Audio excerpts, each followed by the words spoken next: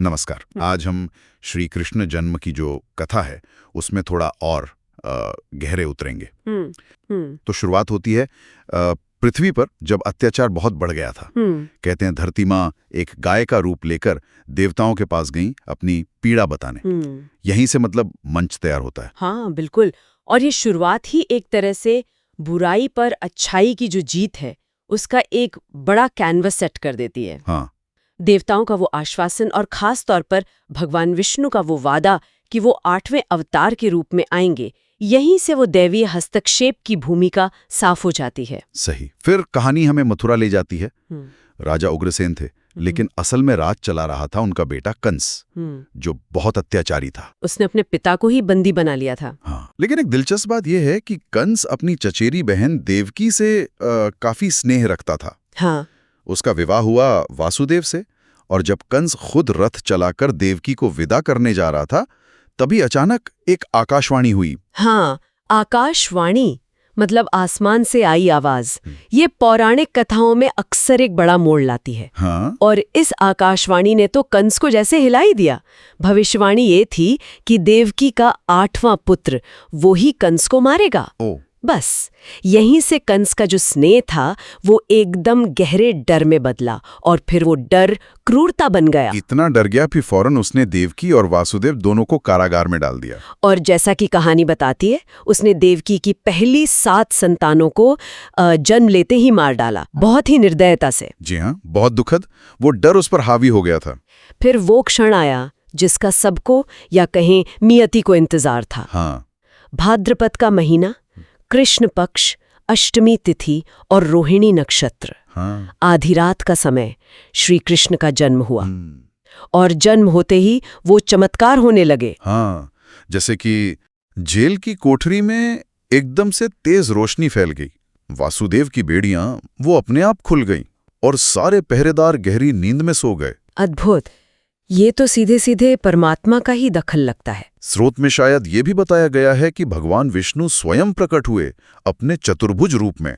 हाँ, 4 भुजाओं वाले रूप में। जी, और उन्होंने ही वासुदेव को निर्देश दिया कि इस बालक को तुरंत गोकुल ले जाओ, नंद और यशोदा के पास, और वहां जो कन्या जन्मी है उसे यहां ले आओ। मतलब ये योजना बिल्कुल स्पष्ट थी कि ये अवतार कंस के अंत के लिए ही हुआ है। तो वसुदेव निकल पड़े नवजात कृष्ण को एक टोकरी में लेकर। रात का अंधेरा और सामने उफनती हुई यमुना नदी। हाँ, ये दृश्य तो बहुत प्रसिद्ध है। कहते हैं यमुना मैया खुद कृष्ण के पैर छूने के लिए उतावली थी, और जैसे ही टोकरी से कृष्ण के पैरों ने जल को छुआ, नदी शांत हो गई। हाँ बिल्कुल, नदी ने रास्ता दे दिया। ये भी एक चमत्कार ही था। ये दिखाता है कि प्रकृति भी उस दैवीय योजना में शामिल थी। तो वासुदेव गोकुल पहुंचे। हाँ, गोकुल पहुंचकर उन्होंने कृष्ण को यशोदा के पास सुला दिया और वहां जन्मी कन्या को लेकर चुपचाप वापस मथुरा आ गए। और जेल पहुंचते सब पहले जैसा, दरवाजे बंद, बेड़ियां वापस लग गईं, पहरेदार जाग गए, जैसे कुछ वही ना हो। कमाल है। फिर जब कंस को पता चला कि 8वीं संतान हुई है, वो फौरन दौड़ा आया जेल में। उसे बताया गया कि भाई इस बार तो बेटी हुई है। लेकिन डर तो उसे बेटे का था। हाँ, पर डर इतना ज्यादा था कि उसने सोचा इसे भी खत्म कर देता हूं।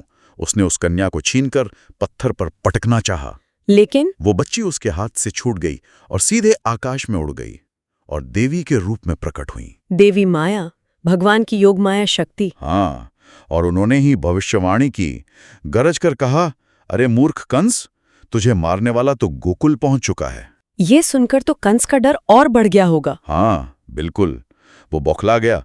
फिर उसने कृष्ण को मारने के लिए एक के बाद एक कई राक्षस भेजे गोकुल। पूतना, तृणावर्त, बकासुर। जी, उन सब लीलाओं का वर्णन भी मिलता है। और बालक कृष्ण ने अपनी लीलाओं से खेल खेल में ही उन सबका वध कर दिया। और अंत में, जैसा कि भविष्यवाणी थी, कृष्ण बड़े होकर मथुरा आए।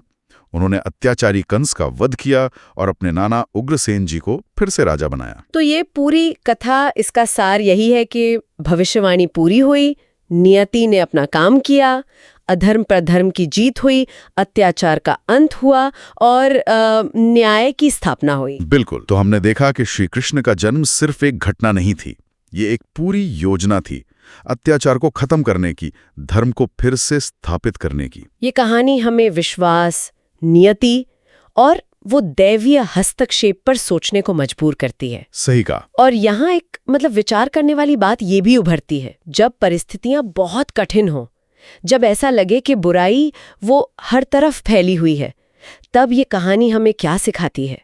कैसे उस अंधेरे में भी अच्छाई की जीत पर विश्वास रखें, कैसे मजबूती से खड़े रहें? ये एक गहरा सवाल है। हाँ, वाकई। इसी गहरे सवाल के साथ आज की ये चर्चा यहीं समाप्त करते हैं।